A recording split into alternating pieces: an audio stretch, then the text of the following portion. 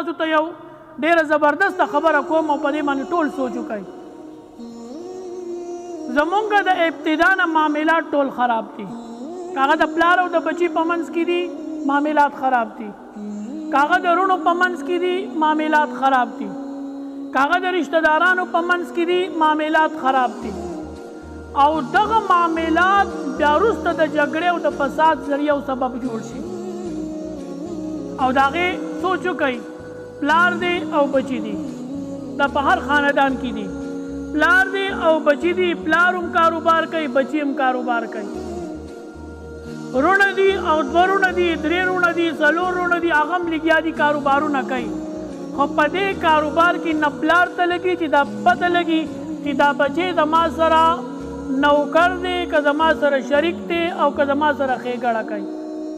او نه بچي ته پته لګي چې زه د دې پلار سره په دې کاروبار کې یم، زه د دې پلار سره شریک یم، که زه د دې پلار سره نوکري کوم، که زه د دې پلار سره ښېګړه کوم، زه ورسره څه کوم، هېڅ پته نه لګي. نه پلار ته د خپل ملکیت پته شته او نه بچي ته د خپل ملکیت پته شته.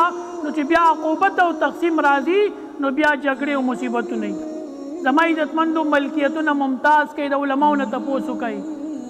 ملکیتونه ممتاز کوي، تپوسونه وکئ چې وروسته بیا جګړې او فسادات نه او خفګانونه نه. او چې کله ملکیتونه ممتاز شو او جګړې او فساد دا د هغې د ختمېدو بهترینه ذریعه ده.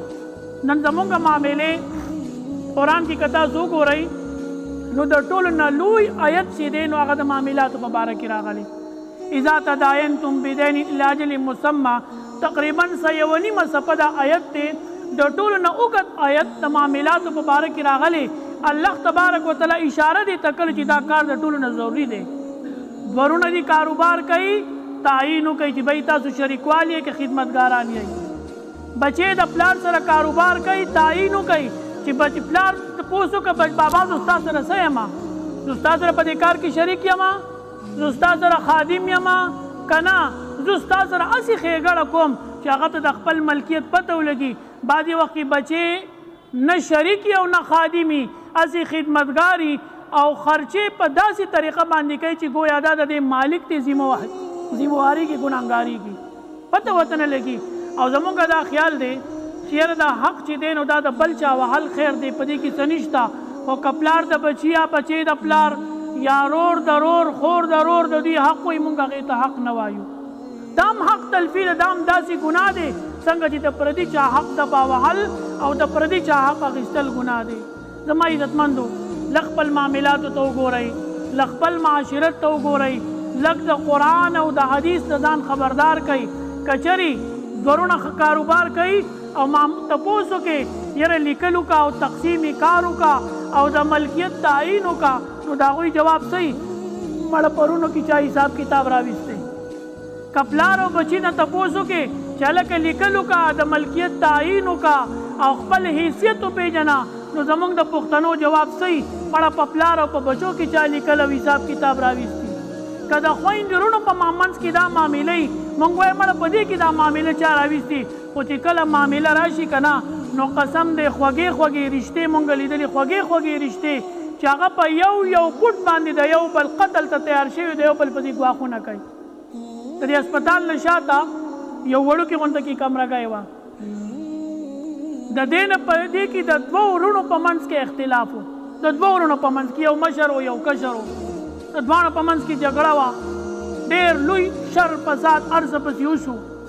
نو خبره راغله ماله دلته جومات ته چې زمونږ دغه شان معامله ده. ما د دواړو نه تپوس وکړو، دا یو ورور نه مې تپوس وکړو، هغه ما ته په ژړا شو، ما ته یې مفتي صاحب وایي دا زما ورور دی، دا ابۍ دا راوړی مې دی، مونږ یو ځای بچپن تېر کړی دی، مونږ یو ځای زندګي تېره کړې ده، مونږ یو ځای ناسته کړې ده، مونږ د یو بل په سر باندې د پردو خلکو سره جګړې کړې دي او مونږ د یو بل مرسته کړې ده.